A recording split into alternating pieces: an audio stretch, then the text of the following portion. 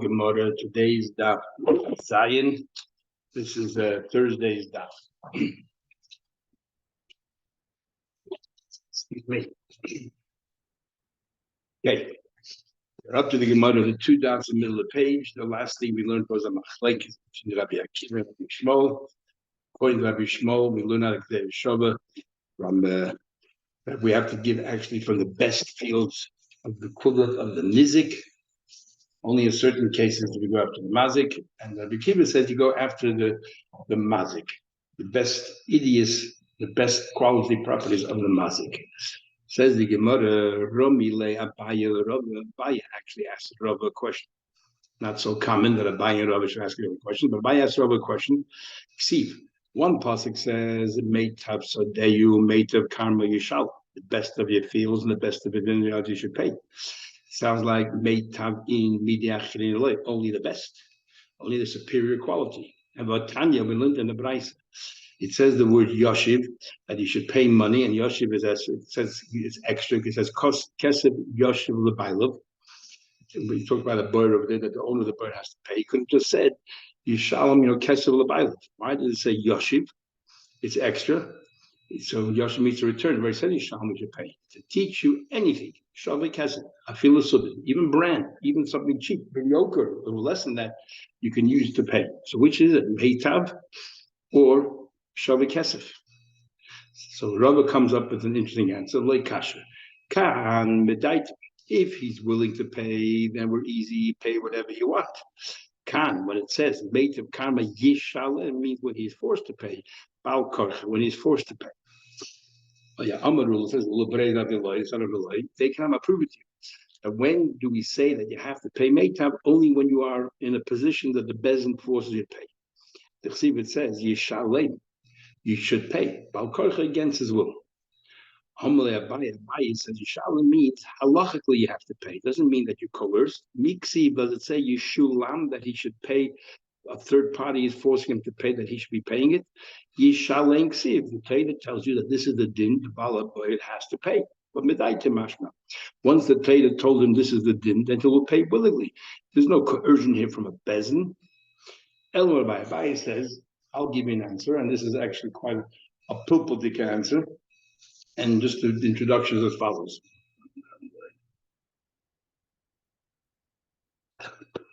We know that you have Maisa Sheni the first, second, and fourth, and fifth year of every cycle, and the third and sixth year of Maisa Ani, that you have to give to a poor person. So who qualifies as a poor person? So Meshach the Peya discusses that, and it tells us that a poor person is someone that owns less than 200 zuz. Rabbi Vadia Batnur already says, what do you mean 200 zuz? It means enough to live for a year. So if you own less, we have less cash and enough to live for a year, which today would be a different sum altogether, then you are considered an ani. In fact, the word tzedakah, the gematria of the word tzedakah is 199. Tzaddik is $90, is 4, kuf is 185, 199. If you only have 199 zuz or less, you're qualified to receive ma'aser ani. If you own more, you're not. But if you have less, you only have 199, then it's not just you give him a dinner. You can give him 1,000 dinner, 1,000 zuz in one go. Because right now he's a poor man. And in fact, who is considered a rasha, a guy who gives tzedakah, and yet considered a bad person, is if he dafka gives you only one dinner or one zuz, so you can no longer collect tzedakah, and you have barely enough to cover yourself when you have only 199. So now, the din of it is a big machlekes in the shaying like 3 different ways how to shop the Gemara, but look like Rashi. So what happens? You're asset rich and cash poor. So you sell your assets, as Tyson points out, you don't have to sell the house that you live in, but other assets you sell. And in order to live, before you could sustain yourself, before you have a right to go and collect tzedakah. But on the other hand, we don't want you to have a loss as a result of that. So this is how it goes.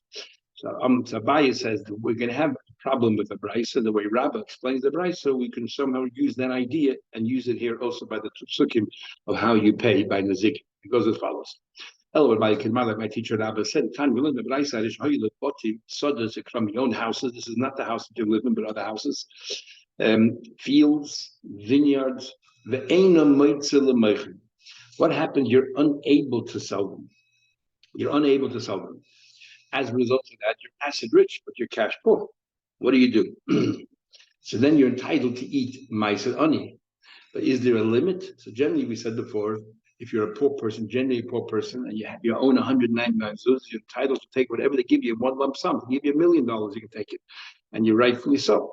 So this person here, that is asset rich but is unable to sell the properties, is permitted to take ma'aser ani. To what extent? How much? Ad macht, until half. In other words, his house is worth what do you call it? He cannot sell his house. His house is worth $200, but he cannot sell it for $200. He only sell it for 150, 140, 130. And he's entitled to take whatever is the balance, the difference is from that to $200. But if the house is devalued down to $90, for example, he's not entitled to take to 110. He can only take 100. The max takes 100 because we generally say that properties don't deflate in price to more than 50%. Yeah. So my Rebbe tried to understand. So this is how Rashi was talking about 200. Other Shalom talking about you're a rich man. You have, it's worth $1,000, and but you're cash poor. How do you have to sell? By what kind of loss you have to take before we say, look, don't sell it, just take tzedakah. What's the example here? Case if, for example, the stagflation and all the prices have been reduced or prices have crumbled, then even if they went more than halfway, let's say went down to $50, because a $200 property went down to $50, then that's the true value. It's $50. What do you want from the guy? The entire world. This is the new value of the estate. Is I feel too nami least for we should give him as much as he needs. Because right now that's the real value.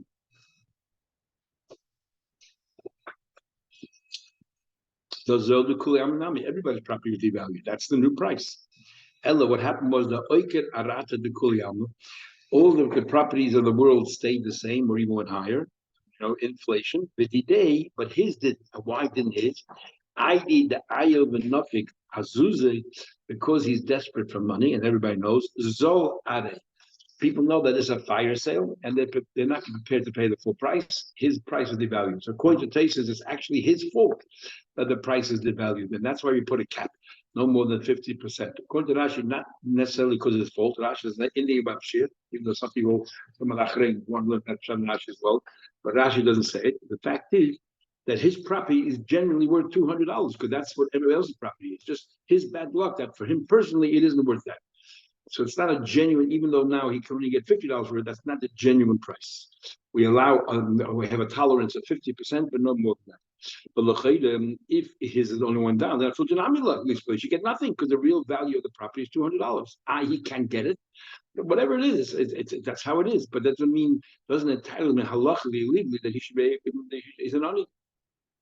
So what did the Rabbi explain? How do we understand it? Why is there a cap of 50% manushach? Either he's poor or he's not poor. And Rabbi explained as follows: that there are seasonal prices. For example, when it comes to a field, Nisan time is the best time to buy a field because then he goes ahead and he plows the field over the summer. Tishrei he plants the field and they have a good harvest. But Nisan, the value of the fields are high. But Tishrei, if you buy it in Tishrei, you can't do anything really for another year because you can't plant seed, you haven't plowed the field. So therefore, the values of the field are much lower. You don't get you don't see any dividends from your purchase for a much longer period. So this is seasonal, different prices. So this is what happened. We're talking about a property that in Nisan, in Nisan, the value of the property is one, much higher. But it comes to Tishrei, it's much less. Why? Because because everybody generally waits until Nisan. That's what they buy and sell. And this person, because this person needs the cash now, is Zavin Kedahash. In Tishrei, he will sell the price of today because he's desperate for money. And therefore, a poor person he isn't because this property is really worth 200 and everybody generally waits to listen to sell it. So therefore, he's not entitled to have all the mileage of a poor person that he can now get from somebody a lump sum of $1,000. Can't, because his property really is worth $200. On the other hand, he's not a rich person either, because right now he needs the money, and for everybody now the property is worth less than $200 because it's the wrong season. So therefore, what we do is we'll allow you to make up to $200. In other words, let's say if the property is devalued by 50%, you can only get $100 to bring it back up to 200.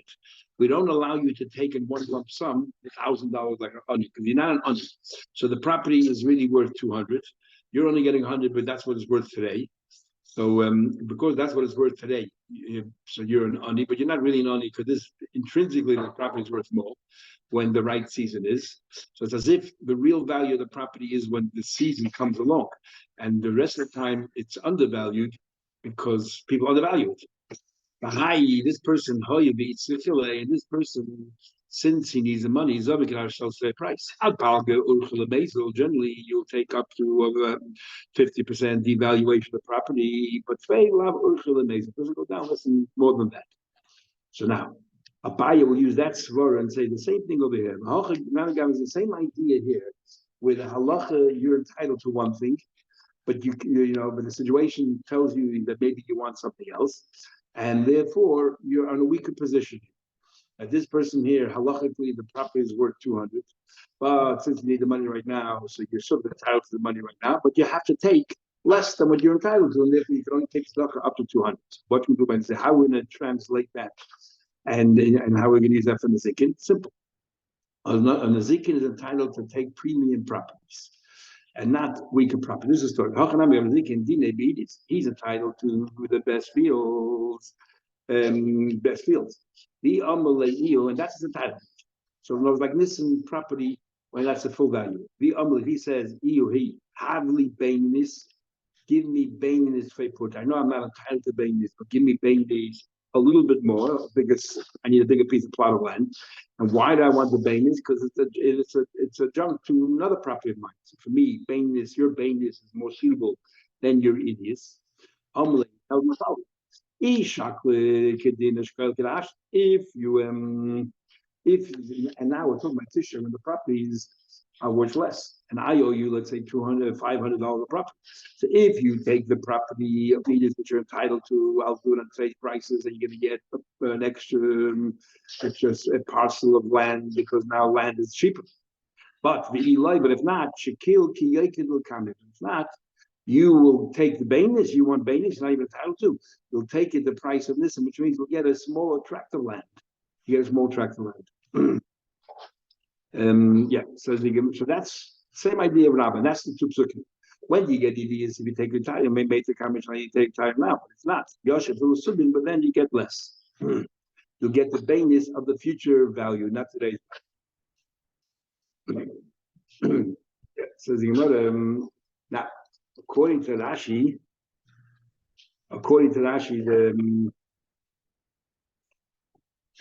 so we're learning that the property is going to change values over time.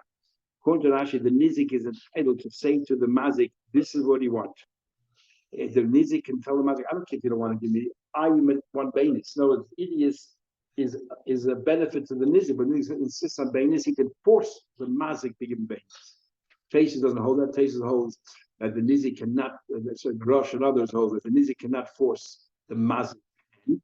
The nizik can ask for it, and the mazik has a choice to give bainis or idiots, but it's not entitled to force the mazik to give bainis. Anyway, says the Gemara, I don't understand. If so, who rat the Torah gave these extra cases to the nizik victim that he's taking idiots the best field. So surely he's entitled to bainis the Buddhist, but yet you're saying he's in a weaker position. You want bainis, it's the average field. You're going to get less land because we don't look at today's prices. We're going to look at the price of the future when it's much more expensive. Doesn't make sense. Says the Gemara, the Rahman made Taylor says you get the best. Atam the Buddha says you get the average or the worst fields. Namila, he's not entitled to it. Doesn't make sense. If you want to compare it to a situation where the price of the field today, which is Meitav, or the price of the field tomorrow, where he's entitled to something but he'll get less, is the Balchayim.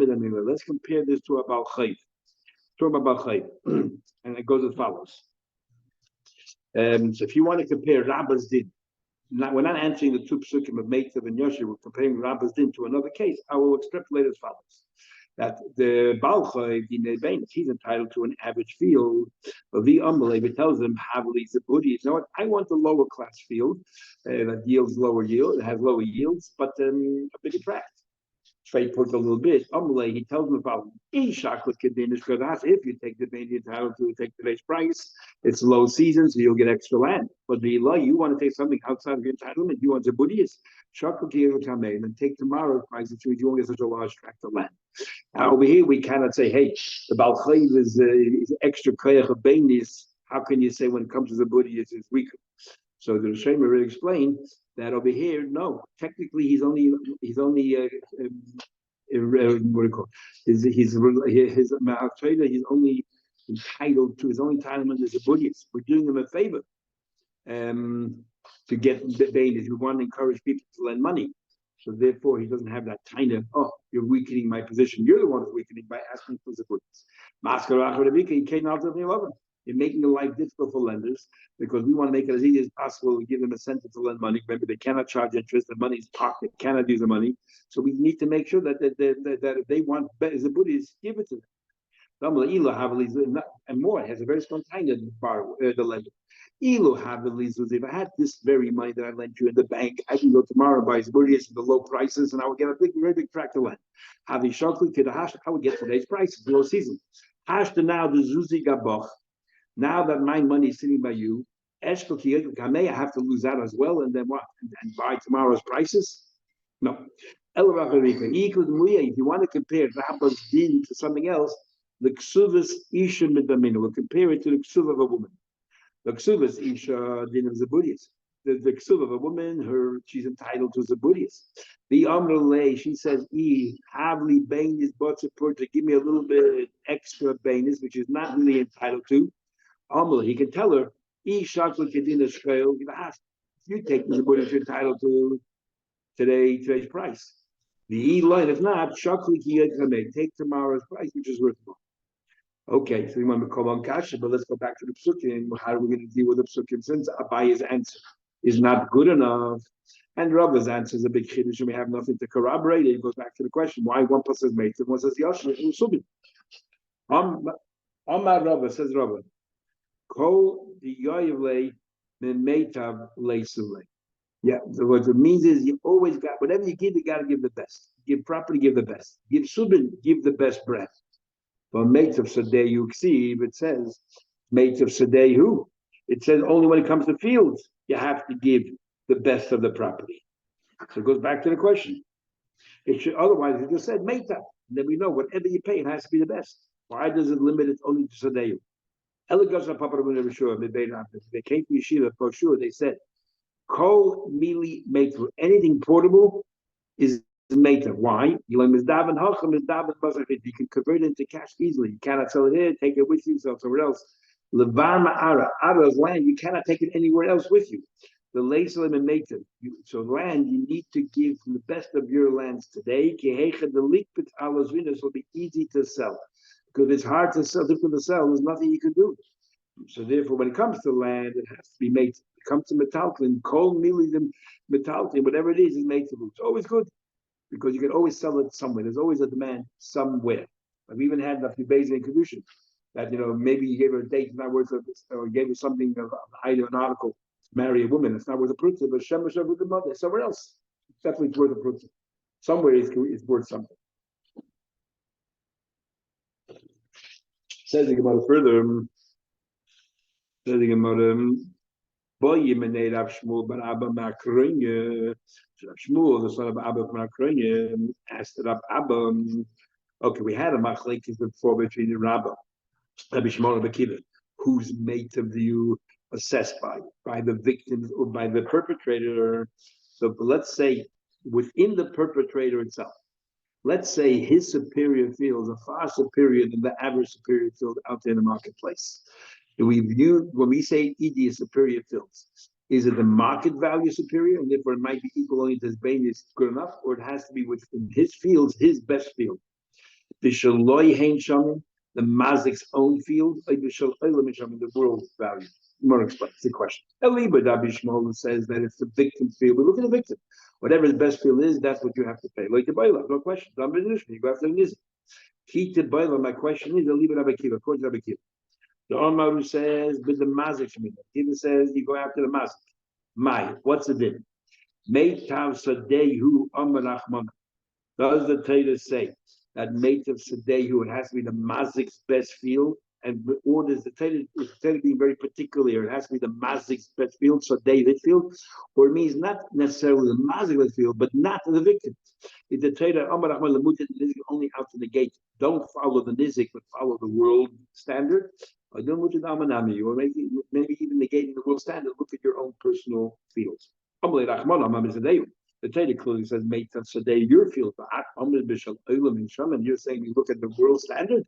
It doesn't say make sadeh. So now when we bring a brayso, that might sound different. And the Gemara will give a number of different explanations or ways of learning halachically. So that's the question. It says as follows: we know a Baal Chayv is entitled to an average for babies. Silver of a woman is the Buddhist. And we know that a Nizik, a victim of damage, is entitled to idiots. Now, what happens if the Mazik doesn't have so many different classes of fields? See? Is if, let's say, the Mazik only happens to have superior fields, the cool game idiots, and that's what it is. They're entitled to idiots. Bainis, if the guy has average fields, the cool game bainis, they're all entitled to have a breda. As a Buddhist, cool game is a Buddhist. All that is others. What happens? Hoyulay idiots who bainis and Buddhist had three categories of fields. Is a zikin beidis, which is the halacha. Ubal chayiv, the borrower, the lender is the beidis, and the ksuva zisha, and the ksuva woman is the Buddhist in the lowest class. What happens if if the person has idis and beidis, and the zikin receives idis? The zikin gets idis. Bal chayiv ksuva zisha beidis. Bal chayiv gets beidis. Ksuva zisha has no choice; he'll get the beidis. What happens if all he has is beidis is a Buddhist? The zikin ubal chayiv beidis. The zikin get beidis, have no choice.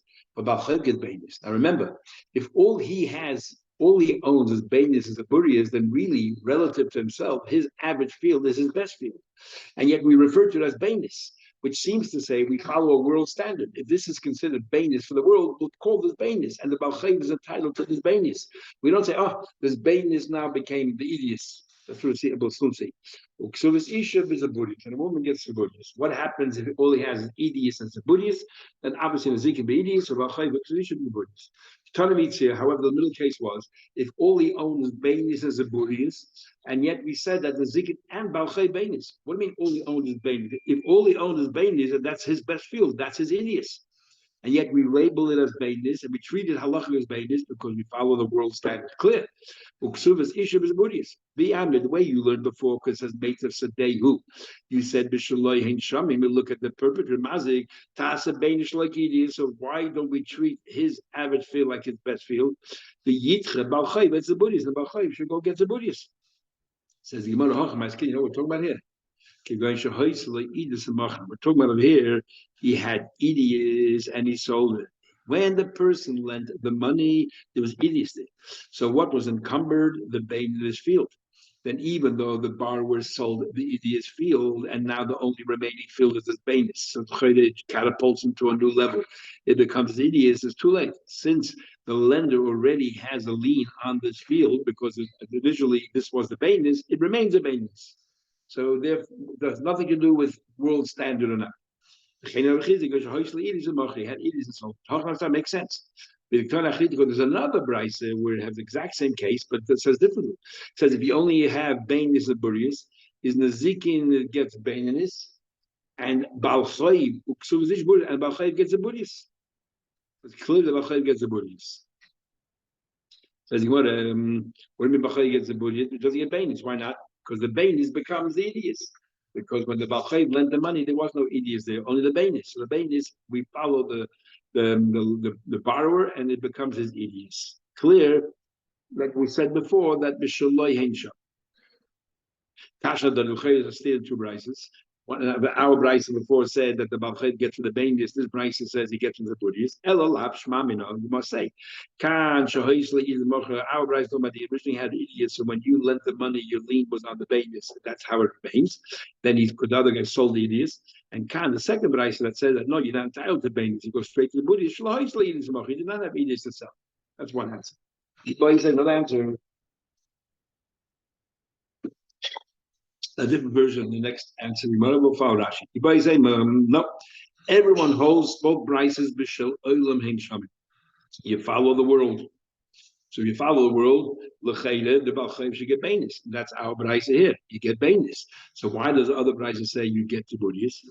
Idi v'idi shalahoisla idi zemachi did not have a field to sell. V'loy kasha. Was no kasha. This that ho the shavya bainis shalakidas alma. We follow the world. And the difference is only whether his bainus is equal to the bainus of the world and the Balchayv is entitled to it. That's the first brisa. The second brisa is talking about where his bainus, his avid field, was equal to the idis of the world. So then the Balchayv is not entitled to that. He goes to Saburius because we follow the world status. The calculation of bainus like idis alma. That here is talking about the bainus equal to idis alma, but the Balchayv is not entitled to it. And the first brisa is talking about where the bainus is not equal to idis, but equal to bainus, so therefore he is entitled to it. That's answer number 2. Another answer is keep going. No, he follows the world standard. Bainis, what's going on here? So our first brisa says he gets bainis fine because he follows the world standard. But the second brisa says he gets the burius. Why? That itself is the argument of 2 brises. The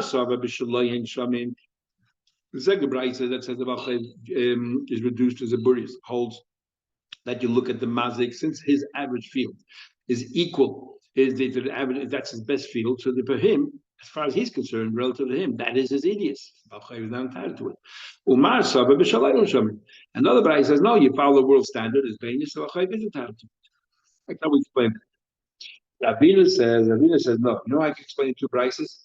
Not that they're arguing in Shal Olam or Shalai, but they're arguing on a point of what is the I guess the entitlement of a Balchayv. We mentioned before already that a Balchayv is only entitled to Zaburius, and we elevated to Bainis only so we shouldn't shut the doors on them. They should be interested in lending money. They don't want to be stuck with a poor quality field. Or no, Mahatoida, a Balchayv is entitled to Bainis. That's the argument. Avidas had an Ula, Pliga Ula. Amr Ula said, Minatoida, Balchayv is Zaburius. It says, Bachutz Tamay. But each asher it says you should stand outside, the lender should stand outside, and the person that you lend to, will bring outside to you the mashkin. What do you think he brings to you? The best quality mashkin? No. What do you think he'll bring out to you? Outside. The lowest level of his kelim. That's what we'll do. So what's the Balchayv entitled to? Only Zaburius, the lowest level. Why did it say about the Bainis? Why is it Bainis? So that you shouldn't shut the doors for borrowers because the lenders are going to refuse to lend money.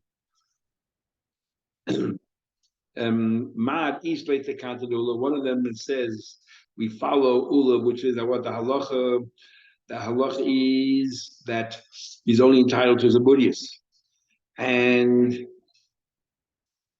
he's only entitled to Zaburius, and therefore, and the Torah the Rabbanah that we give, we give babies. Omar less of the control. Doesn't hold the control. He's only entitled. He's only entitled to Zaburius. He's only entitled to Zaburius, and that's a machlekes. Balchayv entitlement to Zaburius or babies. Taisus says no. Nobody really holds his entitlement to Zaburius. It's only when there's no idiots in the borrower has no idiots. This Bainis is his best field. That's when they argue should the Balchayv then be reduced to Zaburius or not. But if the borrower actually has superior fields and then average fields, and everyone holds, you should get the Bainis. And what is the reason why? If there are no better fields, even though generally speaking, a lender is entitled to get Bainis, but why if there's no superior fields or not? Because the Gemara there says, why don't we give EDS to a lender? If you already want to help him out, give him EDS. Because we don't want lenders to go around and freely lending our money. Like all these banks keep on sending you there, you automatically have a credit for X amount of dollars where they want you to borrow. We don't want people going out there and lending money to people who don't really need the money, but now that you flash the money in front of them, they'll be tempted. And the only purpose is so that they should default on it, knowing that they can't pay, and you may seize their good quality property. We don't want that to happen either. We don't want you to exploit people who are desperate.